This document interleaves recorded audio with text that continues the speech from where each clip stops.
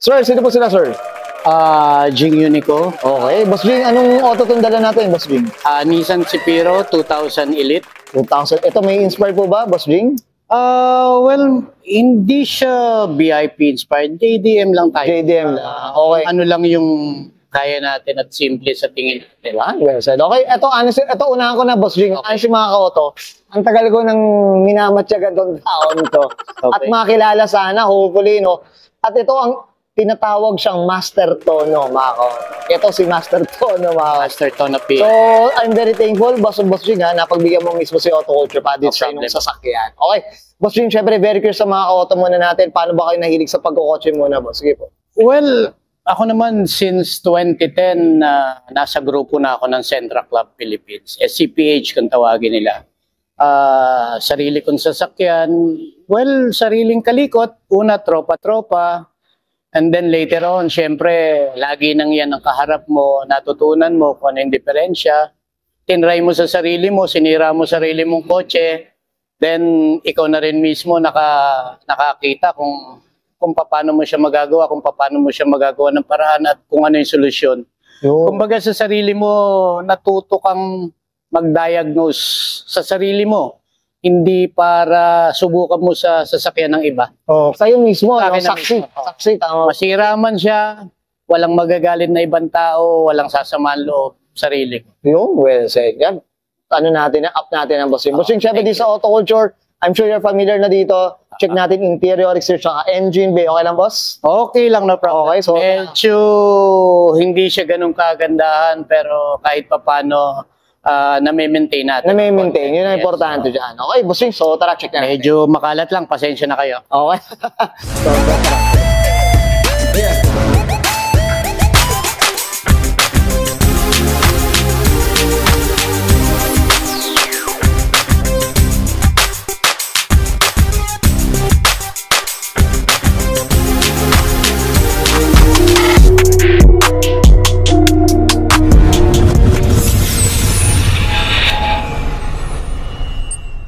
Okay, usapang interior tayo. Boss Jing, anong meron dito, boss? Sige po. Okay, ang interior natin, stock pa rin siya. Kung ano yung original niya, pinipilit ko maintain, pero kasi para sa akin, still mas maganda pa rin yung original niya. Original pa. Ang nabago lang siguro, itong head unit, naglagay lang ako ng medyo mas malaki at medyo mas, kung saan nalilibang ako, makapanood lang ako ng kahit papano.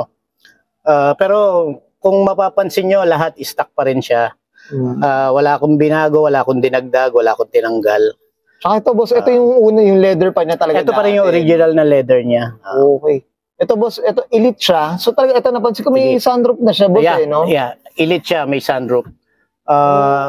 Kasi yung pinaka top of the line niya na Brougham is may monitor sa gitna, so hindi sila pwede maglagay ng sunroof. So, sa elite nila inilagay. Parang mas okay pa yung elite, no? For me, although yung medyo top of the line dito, may massage sa yung upuan niya lang sa likod. Yes, mga ka-auto. Pakita ko yung likod. Still, kahit pa paano, naalagaan. Tsaka yung leather talagang ano pa, no? Yeah.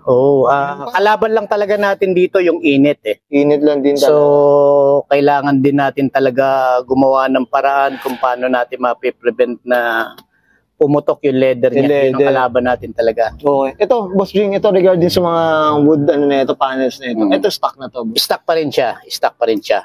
Lahat pa rin siya stock. Aside dito sa head unit lang natin. Naglagay lang ako ng 9 inches na traffic sa pag sa traffic, hindi ka maboboard eh. Yeah, alam mo naman tayo pag medyo tumatanda na nagkakaedad na kailangan natin minsan malibang habang nagmamaneho para hindi tayo mabore sa traffic. So kahit paano nakakaano ka ng news, nakakapanood ka kahit paano. Okay. Nakikita mo si Auto Culture. Grabe naman. Thank you, Boss Jing. Ito, syempre ito naka-flex. Ano bang t-shirt to? Tropa natin yan, si Mr. Grand Spec. Okay, shoutout tayo dyan, boss. Shoutout kay Kevin. Yan. Kebs, Mr. Grand Spec. Yan, okay, up tayo dyan. Okay, Boss Jing, okay na tayo sa interior. Usapang exterior tayo, check natin. Okay, okay lang? No problem. Okay. Tough long battery. Tough and long lasting.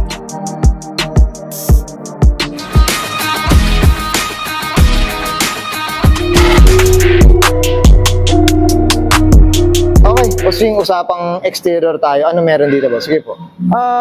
Well, lahat pa rin stock aside from yung grills niya. Medyo Okay.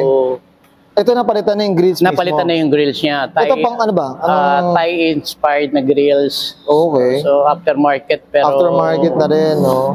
kahit pa paano, hindi siya stock. Yan lang, Oo. yan.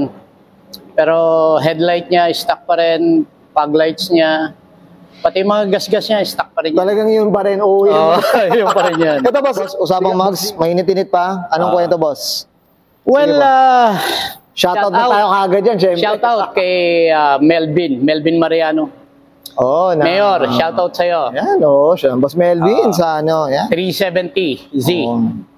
Anong butas pala nito? 5 volts na. 5 holes, 114 siya. 114. Ang spec ng mags is by 9 by 10. Mga ganun, Ayan, boss, mga ka-auto, ang ganda ng tindig, Boss, usapang suspension. Anong suspension pala nito? Well, suspension, shout out din kay Poy Flores. Dope Boys. Yun. Shoutout tayo. Medyo Hopefully, sana magkita na kami niya ni Sir Poy, Diyos ko, marami akong medyo tanong dyan. natulungan tayo ni Papa Poy dyan. Yan. Okay. Said. Ito, boss, dito yan, makikita. Flex natin yung, sunroof na ito. Stock pa rin. Stock pa rin, no? Ganda rin taga ng sunroof na rin ngayon, boss. Tsaka ito, boss, usapang ano ba? Tinted, tintless, ano ba? Faded. Fade na yung tint niya, kaya So, parang... parang nag-light na lang din. nag-light na rin siya. Pero, Nag-light na. Okay. Sige, still, boss. ganun pa rin. Hindi pa rin siya na ipaparepaint. Original paint pa rin siya kahit pa paano. Original pa rin. Ito, boss, dito sa likod, may pinalitan po ba?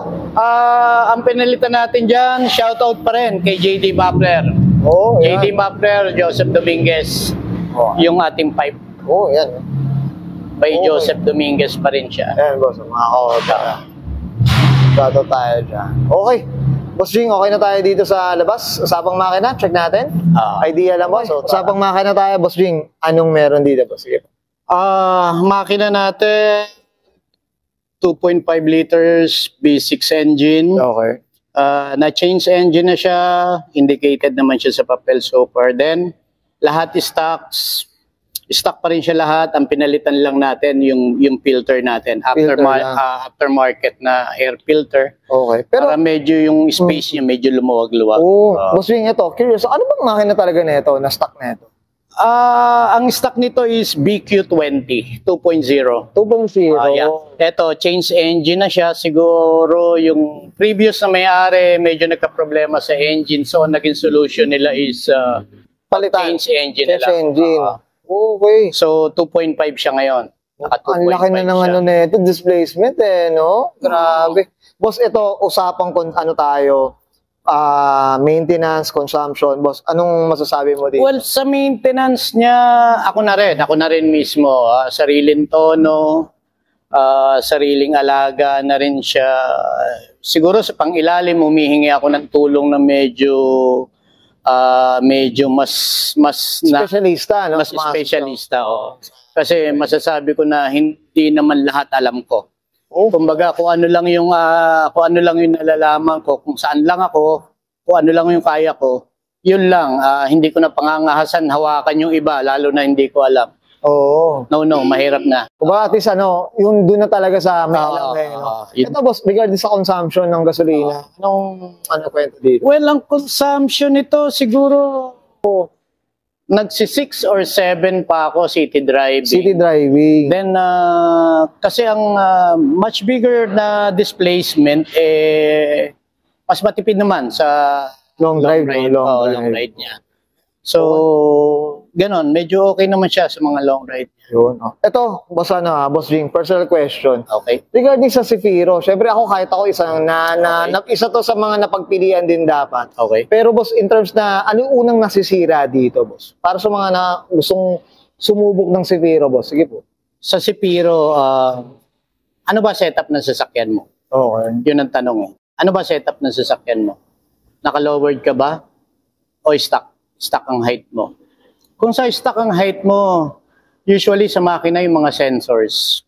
Like camshaft sensors, yung map sensors, usually mga starter, alternator, radiator, rod fan, yan. Yan yung mga una. Oo, yan yung mga unang nasisira. Nasisira. Ngayon, kaya ako natanong kung ano ba setup ng sasakyan mo. Kung ikaw naka-lowered, mas malamang, mas mauna masira ang mga pangilalim. Pangilalim. Alam natin yan lahat eh. Alam natin yan na yung mga pangilalim natin dapat nating alagaan. Depende dun sa ano natin eh. Sa setup ng setup sasakyan ng natin. I'm sure- Hindi porkit naka-lowered ka, gas and go, drive ka ng drive. Still kahit pa paano, may mga maintenance kang kailangan sundin para maalagaan mo at tumagal yung sasakyan. Yung sasakyan. Yeah. Okay. Well said, Boss Jing. I'm sure ito, upuan natin yan ng mas matagal pa. So, Mismo. Boss Jing, okay na tayo dito, boss? O, makina, boss? Okay, boss. Ayan, thank you. Okay, yan guys, nakita natin interior, exterior, sa engine bay. Siyempre, usapang Citiro Elite. Tayo dito kay Boss Jing Unigo, aka Master to, no? Boss Jing, ano na tayo? Shoutout na tayo, boss. Sige po, go po. Shout out sa mga tropa natin. Unang-una, Dope Boys, kay Sir Poy Flores, JD Mufflers, Grand Spec, Papa Erwin. Shout out sa'yo. Then, Master Tono PH po, paki-like and follow kung may kailangan kayo regarding Sentra natin, baka matulungan ko kayo. Yun, well said. Okay, Boss Jing, okay na ba? Okay na. Okay, sige, subahin ko na. And Sir Jing Unigo, aka Master to, mga para sa 2000 Nissan Citiro Elite, JDM inspired, and this is Soro Culture.